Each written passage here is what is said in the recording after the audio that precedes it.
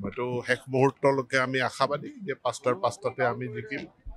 এতিয়ালৈকে মইতো কামত ব্যস্ত হৈ আছো। মই ট্ৰেণ্ডবিলাক আহিছে, চূড়ান্ত ফলাফল এতিয়াও ঘোষণা কৰা নাই।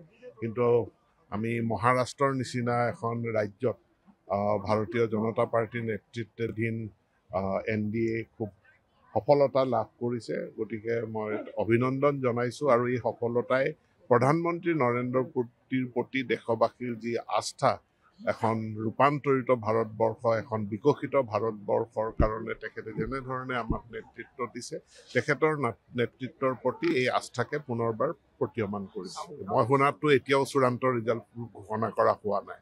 গতিকে শেষ মুহূৰ্তলৈকে আমি আশাবাদী। মইতো শেষ মুহূৰ্তলৈকে আমি আশাবাদী যে ৫টাৰ ৫টাতে আমি জিকিম। এতিয়ালৈকে মইতো কামত ব্যস্ত হৈ আছো। মই ট্ৰেণ্ডবিলাক আহিছে, চূড়ান্ত ফলাফল এতিয়াও ঘোষণা কৰা নাই।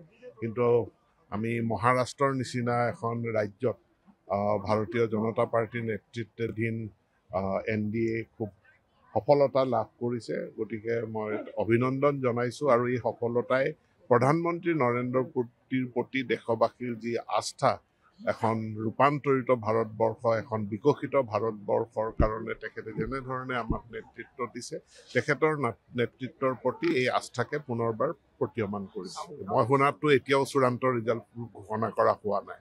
গতিকে শেষ মুহূৰ্তলৈকে আমি আশাবাদী।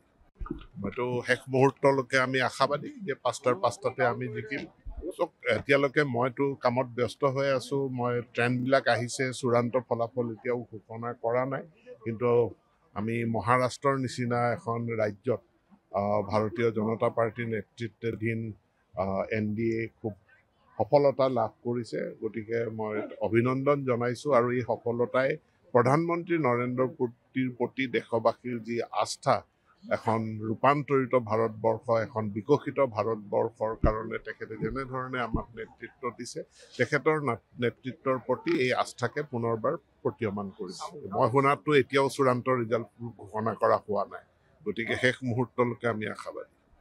মইতো শেষ মুহূৰ্তলৈকে আমি আশাবাদী যে ৫টাৰ ৫টাতে আমি জিকিম। এতিয়ালৈকে মইতো কামত ব্যস্ত হৈ আছো। মই ট্ৰেণ্ডবিলাক আহিছে, চূড়ান্ত ফলাফল এতিয়াও ঘোষণা কৰা নাই।